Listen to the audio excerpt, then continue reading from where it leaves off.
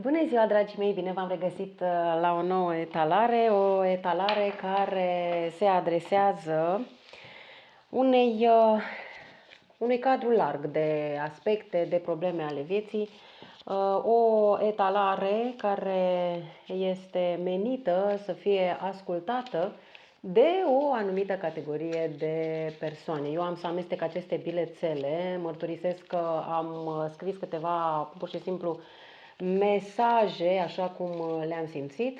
O să extrag câteva mesajele și o să vă dați seama că aceste informații recomandări pe care urmează să le primiți din partea Universului este pentru voi și doar pentru voi.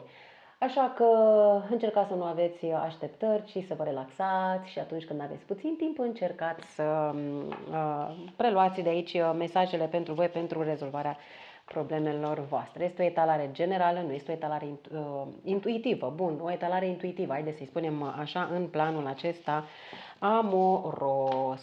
O să extrag 5 bilețele. Aici sunt numere inițiale și așa mai departe. Ok, hai să vedem despre ce este vorba, dragii mei. În centrul acestei, nu știu cum să fac să se și vadă, imediat să nu cadă camera. Ok, bun, nu mai contează, nu trebuie să mă văd eu, trebuie să se vadă, oricum o să vi le arăt mesajele. Ei, dragii mei, în centrul acestor mesaje, cineva consideră că nu este vinovat. Cineva posibil să vă comunice că nu este vinovat sau să chiar consideră că nu este vinovat. Imediat, 2 secunde. Ok, bun. Deci spuneam că cineva consideră că nu este vinovat. Ține foarte tare această chestiune. Posibil să ascundă acest lucru de voi, posibil să creadă cu tărie că în toată povestea asta pe care voi ați trăit-o nu este, sau poate că nu are, extraordinar, poate că nu are partea sa de vină. În orice caz, posibil să se adreseze unor persoane cu ochii verzi, Valeria, Valeriu sau cu litera V, persoane cu ochișorii verzi, cu părul închis la culoare, poate castaniu, poate roșcat închis, poate brunețică, o persoană care gândește să afle vești de la această persoană care se consideră nevinovată. Nici măcar, cum să vă zic, nu știu dacă este atât de convingătoare prin acțiunile sale, însă așa cum mie mi se relevă în acest moment, nu prea vrea să fie descoperită. Nu, s-ar putea să vă ascundă totuși anumite lucruri. O să vedem despre ce este vorba. Posibil să avem aici persoane cu ochii căprui care se uită, spionează, ori sunteți dumneavoastră, ori persoana dumneavoastră, eu știu, vă spionează pe rețelele de socializare, în social media sau poate că prin intermediul acestor urmăriri, supravegheri, supervizări pe rețelele de socializare v-a și cunoscut. Un număr destul de important în această etalare 220 sau 220 sau 2 sau 20 a doua, 20 februarie sau poate suflete pereche, o dependență, cel puțin la nivel intuitiv. Vă gândiți foarte tare la această persoană, s-ar putea să fie o chestiune destul de toxică și o să vedem, o să lămurim fiecare mesaj în parte, și persoane brunețele cu părul scurt. Văd foarte multă energie în acest sens, care își dorește foarte mult o călătorie cu schimbări radicale, sau cineva încearcă să plece într-o călătorie în care sau în urma căreia sau la capătul căreia își dorește să schimbe întreaga sa viață, sau să schimbe toate aceste date ale problemei de față. Poate că cineva, că de asta spuneam, dacă vă gândiți la această persoană care poate că vă și spune, vă comunică, eu nu sunt vinovat, eu nu sunt vinovată, posibil să doriți să lămuriți acest lucru. Se cer a fi lămurite anumite lucruri. Haideți să lămurim acest mesaj. Nu sunt vinovat. Și cred că s-ar putea ca în unele cazuri de asta nici să nu vină către voi sau să amâne, eu știu, momentul sau să mai amâne momentul acesta de reîmpăcare sau să nu vorbească cu voi, să nu dorească să vorbească cu voi. Pentru că consideră că nu a greșit. Haideți să vedem ce este cu acest mesaj. Nu sunt vinovat. Să lămurim această carte. Care este motivul? Care este? De ce susține acest lucru? Anumite destabilizări din punct de vedere material, din punct de vedere financiar, s-ar putea ca această pereche, să aibă pereche, această persoană să aibă pereche, să fie într-o relație în care stabilitatea sa financiară joacă un rol important și chiar este posibil să vă fi dat un mesaj în care vă spune că nu poate să facă sau v-a spus că nu poate să facă multe lucruri, nu poate să plece din acea relație sau nu poate să fie în momentul acesta cu voi pentru că nu poate să plece din această stabilitate, v-am spus, materială și financiară. Nu văd foarte multe sentimente, însă cred că această persoană a făcut și a construit multe alături de o relație în care este, o persoană cu care este. Atunci ar fi greu să plece din acea relație pentru a rămâne fără nimic, ca să zic așa. Adică una este să împartă lucrurile, alta este să plece din această relație cu doar hainele de pe el sau de pe ea. Este destul de complicată situația asta, dacă vreți, destul de anevoios de manageriat, de gestionat problemele din căsnicia sa, din familia sa, pentru că s-a construit mult posibil o afacere de familie. Este greu să plece de acolo. Posibil că de asta să vă spună că nu este vinovat această persoană. Nu sunt vinovat, așa a fost să fie. Dacă te-aș fi cunoscut pe tine înaintea lui sau înaintea ei, altfel ar fi stat datele probleme, dar eu nu pot acum să plec din această relație, din această căsătorie pentru a fi împreună și a renunța la tot. Pentru că nu am cum. Există o imposibilitate acolo de a se rupe de ceva și cred că s-ar putea, deci dacă n-a făcut acest lucru, posibil să vă dea un mesaj în care vă spune sau își exprimă grijile vis-a-vis de această neputință de a se depărta de tot ceea ce înseamnă stabil din punct de vedere financiar, material în viața lui sau în viața ei. Nu este vinovată această persoană pentru faptul că are un statut și că este foarte cunoscut. Nu mă crede vinovat. Eu tot la tine mă gândesc, vedeți, este clar că gândurile sale sunt îndreptate către voi, indiferent de situația voastră, se gândește la voi într-una. Nu se consideră vinovată această persoană nici că v-a întâlnit, nici că a făcut acele eforturi de a vă cuceri sau de a comunica prin intermediul social media. De aceea poate că voi ați fi reproșat la un moment dat sau i-ați fi spus, ok, dacă tu știai că nu poți să duci această relație, atunci de ce mi-ai încurcat viața? Posibil să nu se fi putut abține.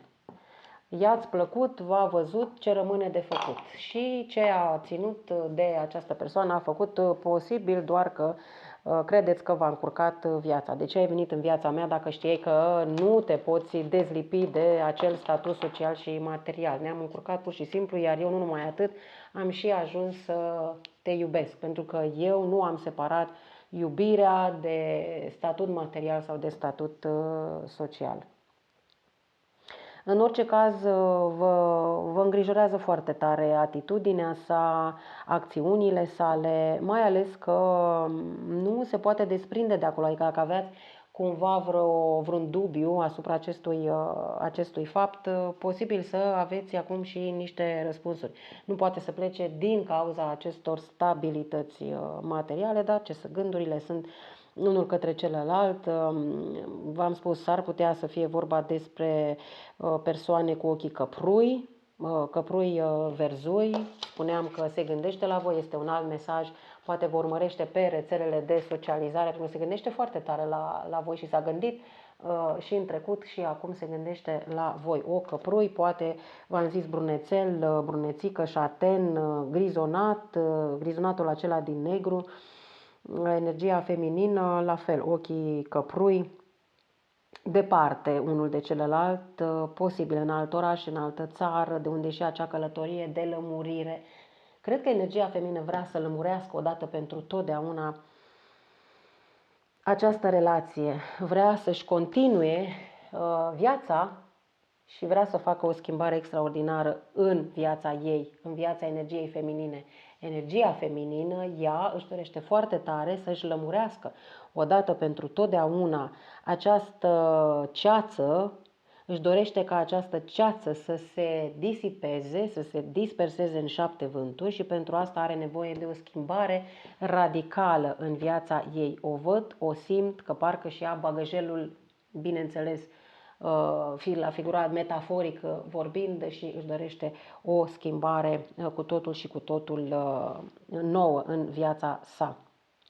Aici poate să fie vorba și despre persoane care sunt în momentul de față singure din cauza faptului că celălalt, în loc să facă ceva, doar gândește. În loc să ia o decizie, se gândește la mine. Ok, da, dar ok, se gândește, poate că simt acest lucru, dar până la urmă eu ce vreau? Dacă este să mă întrebați pe mine în funcție de ceea ce simt eu acum, ar continua ceea ce ați început, de fapt nici nu cred că ați început mare lucru, nu cred că ați condus această relație către un nivel următor, dar dacă ar fi după energia masculină, aceasta posibil să continue, să meargă mai departe alături de voi, mai mult virtual, dacă este să mă întrebați pe mine, mai mult prin intermediul unor comunicări empatice, telepatice și mai puțin de a avea o relație de la tinerețe până la bătrânețe. Posibil să-și dorească să trăiți momentul și cam atât. Cel puțin în momentul de față, pentru că este prins acolo, în acea situație. Haideți să vedem dacă acestei persoane îi este dor de voi. Pentru că se gândește la voi și asta este clar, concis, clar și răspicat. Dacă este dor de voi și doresc să știu care sunt pașii pe care îi face sau pe care nu îi face, bineînțeles, către voi. Care sunt pașii pe care va face. Posibil să vă treziți cu acest mesaj din partea lui sau din partea ei, mai puțin contează despre ce energii vorbim, ele se pot pătrunde, timpul este fluid, așa că sunt șanse foarte mari ca următorul său pas să fie un mesaj, o comunicare. Și cât de repede, o dată de 7 este extrem de importantă, sau poate că nu v-ați mai văzut de 2 ani, sau poate că ați avut o relație de 2 ani.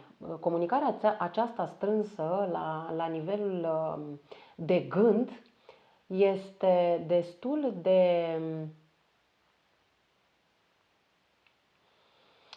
de greu de dus, pentru că vreți acțiune, îl vreți în viața voastră, o vreți în viața voastră, vreți să se miște cumva lucrurile, pentru că lucrurile stagnează sau simțiți că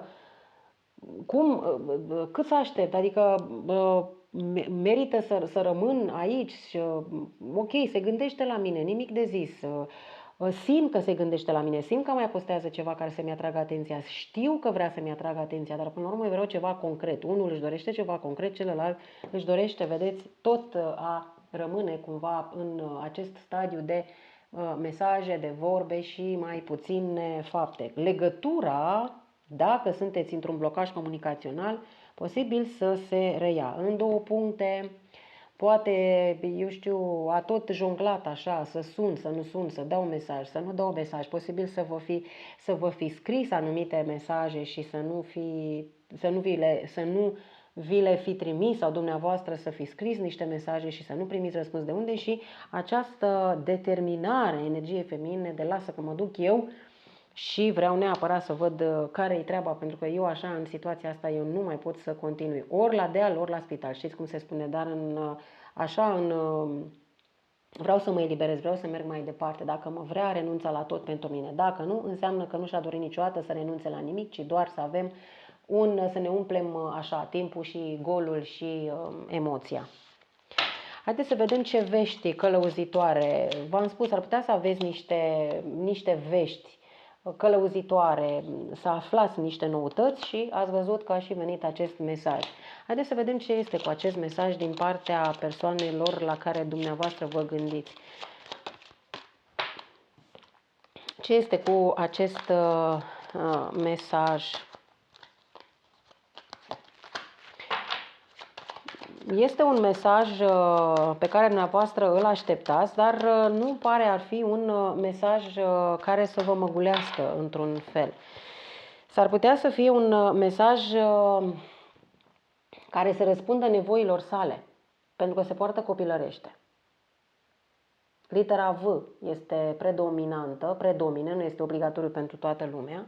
S-ar putea să aveți aceste vești din partea acestei persoane,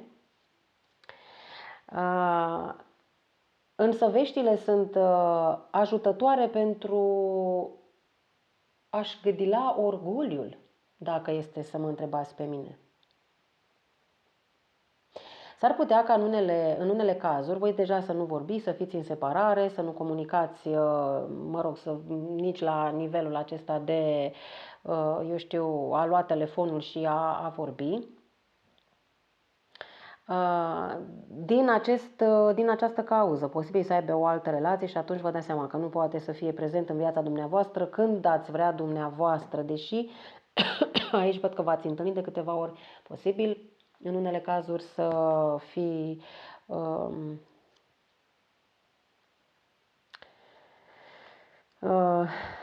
împărtășit multe sentimente alături de această persoană, dar din păcate, sau nu știu cum să vă zic, să știți că eu nu zic că nu este dor de voi. Vedeți acest hoțoman de inimi.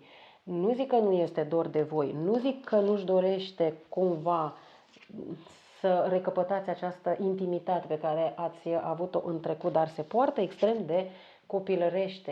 Este un orgolioasă, un vanitos, un vanitoasă. S-ar putea doar să facă acest lucru, să vă dea mesaj tocmai pentru a-și gâdila un pic ego-ul. Nu știu sigur pentru cine este acest mesaj, însă este un mesaj profund de cumva atenționare.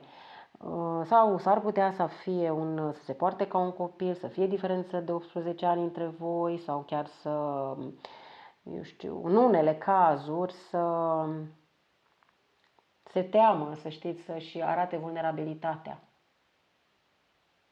Haideți să vedem totuși dacă prin mesajul pe care vi-l dă, pentru că aici văd totuși un soi de vulnerabilitate, un soi de mască, da, s-ar putea să fie și acest lucru, mulțumesc de mesaj și de inspirație, s-ar putea să fie o mască, să se poarte ca un copil tocmai pentru faptul că este teamă să nu-și arate adevăratele sentimente. De ce nu-și arată adevăratele sentimente și de ce își pune această mască? De ce nu este sinceră cu voi această ființă? Hai să vedem de ce nu este sinceră această persoană cu voi. Pentru că mi se pare că nu este sinceră și preferă să dea vina pe copilărie. Știți? Pe copilărie, încă mai copilăresc, încă nu sunt în stare să duc o relație, nu vezi că nu pot să duc o relație. De ce nu este sincer și de ce ascunde? Pentru că s-ar putea să fie în pragul unui colaps emoțional, mai ales dacă vorbim despre o relație în care este prinsă această persoană. Știți că vorbeam despre teama de a rămâne fără nimic la începutul etalării. Păi cred că de asta a și ascuns sau v-a ascuns. Deci aici eu cred că v-a ascuns pe voi față de cealaltă persoană. S-ar putea să fie o relație ascunsă, o relație tăinuită, tocmai pentru ca să ori să termine lucrurile cum să zic, să aibă câștig de cauză sau să termine lucrurile în favoarea sa, dar oricum nu a vrut să se afle despre această relație pe care o aveți. Sau voi ați fost în alte relații separate, v-ați cunoscut posibil într-un anumit moment al vieții și iată că vine și nota de plată, să știți, vine și plata. Pentru că s-ar putea ca această persoană, cealaltă persoană cu care este, s-ar putea chiar să intenteze un divorț sau să-și exprime dorința de separare, să facă demersurile în acest sens și de asta nici să nu îi convină. V-a ascuns sau nu a vrut să-și facă rău. Știți cum câteodată simt că parcă ar fi încercat să se autoprotejeze sub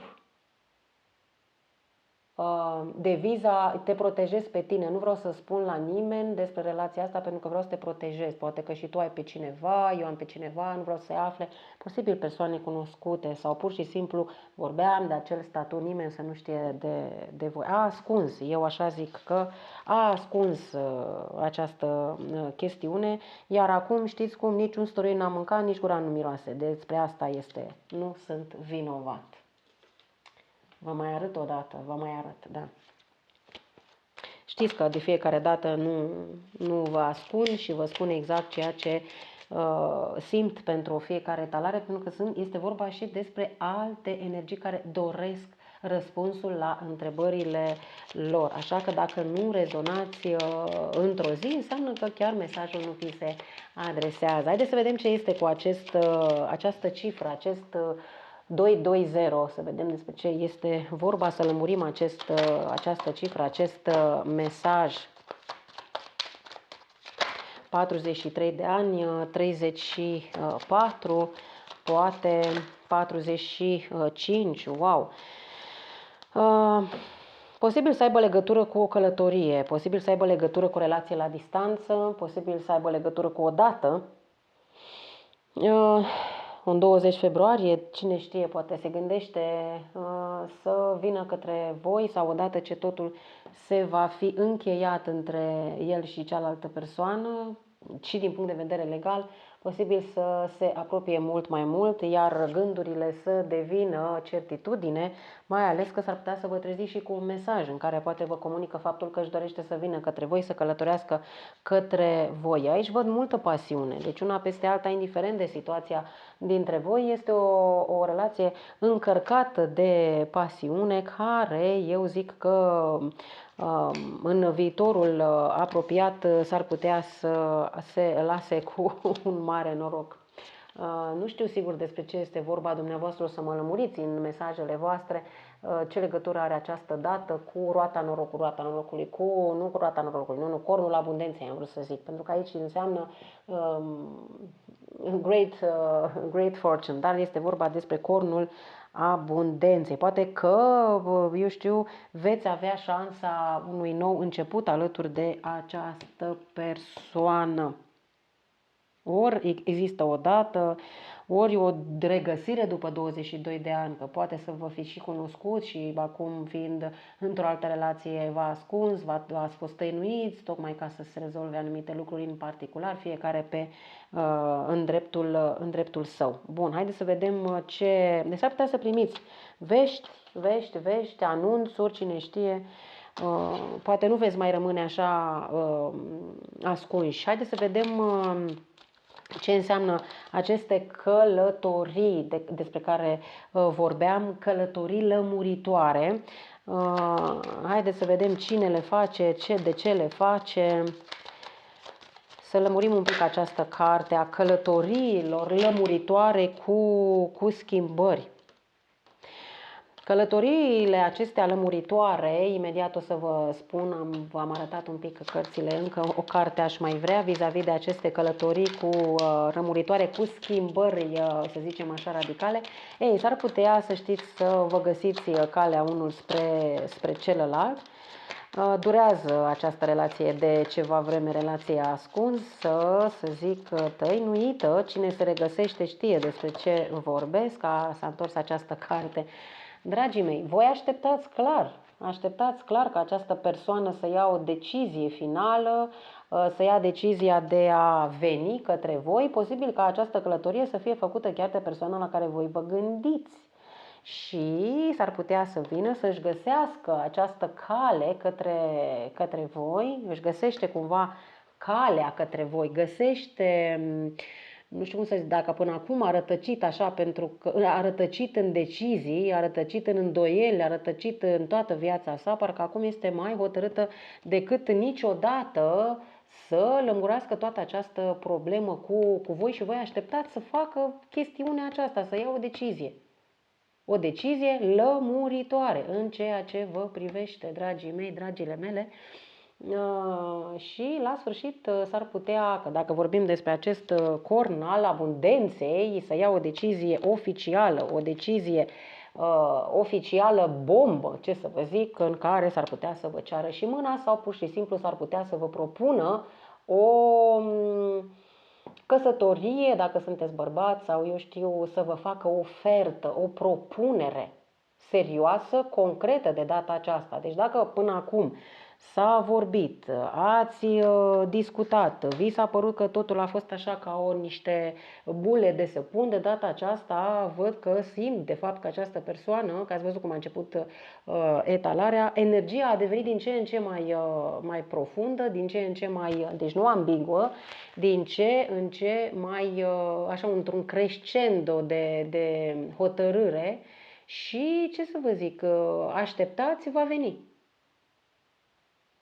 Și posibil să vă fi spus că atunci, vezi, uite de ce n-am reușit să vin atunci sau de ce n-am reușit atunci să fim împreună, pentru că am avut anumite lucruri de îndeplinit, doar, atenție puțin, că această persoană nu este 100% cinstită sau nu a fost 100% onestă cu partea aceea de trecut. Deci ar putea să ascundă niște lucruri ale trecutului și să le lase așa. Deocamdată nu cred că trebuie să, eu știu, introduceți bețigașul prin gar, lăsați lucrurile așa cum sunt, lăsați să vină să vă spună adevărul său, pentru că știți că de foarte multe ori adevărurile cumva nu coincid, sunt undeva la mijloc. Contează intenția, contează determinarea, iar dacă dumneavoastră așteptați să vină în viața voastră, ei bine, iată că își dorește foarte tare să revină. O recomandare din partea Universului pentru voi, dragii mei. La sfârșitul unei luni, zic eu, acum dacă este la sfârșitul lunii noiembrie, o să vedem, avem și o lună în februarie, v-am zis, extraordinar de importantă, o dualitate, deci s-ar putea să mai fie cineva implicat și alte persoane să fie implicate în toată această trebușoară, dar până la urmă văd că sunteți dependenți unul de celălalt și dumneavoastră chiar așteptați, sau energia feminină chiar așteaptă energia masculină să ia această decizie. Cineva are ochii verzi, niște ochi foarte frumoși. La fel, vești călăuzitoare. Deci clar primiți aceste vești una peste alta și v-am zis. Ok, mulțumesc. Imediat. Deci, cu siguranță aveți aceste vești călăuzitoare. Veți primi niște vești în funcție deci pe care le așteptați și în funcție de aceste vești veți ști foarte clar pe ce drum să o apucați. Asta v-ar și comunica cealaltă persoană. O să-ți dau niște vești și în funcție de ce hotărâri vom ști ce trebuie să facem. Oricum să știți că parcă săriți așa într-un picior. Nu știu dacă cineva cuchetează cu ideea aceasta de croitorie sau să face săinuțe sau își face propriile haine sau își croiește propriul destin. Cineva este foarte, foarte sau va deveni foarte stăpân pe destinul său.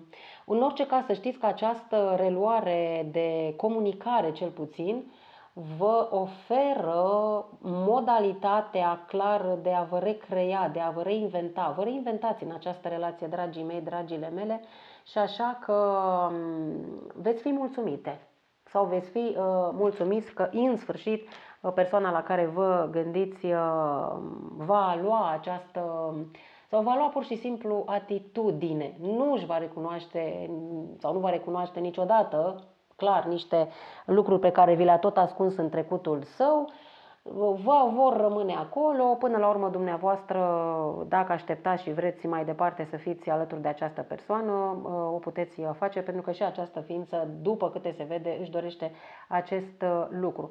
Numai puțină atenție să nu fiți persoana,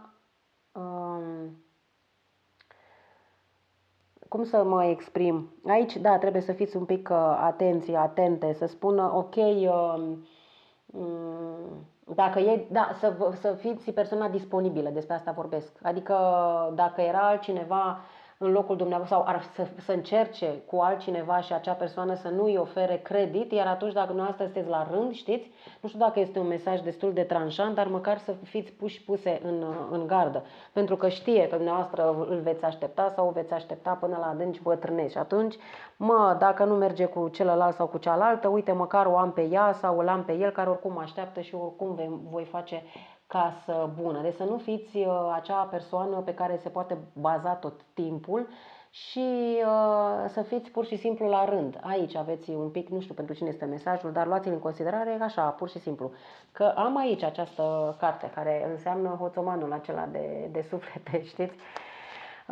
Da, sunteți dispuși să iertați, sunt dispus să iert pentru a mă elibera de trecut. Deci clar, dumneavoastră așteptați această persoană, dacă așteptați și îl vreți sau vreți în viața dumneavoastră, vă veți găsi clar drum unul către celălalt și de data aceasta v-am zis, dacă sunteți atât de hotărâte să-l iertați sau să o iertați să intre în viața dumneavoastră, sunteți în măsură să creați de data aceasta acele limite.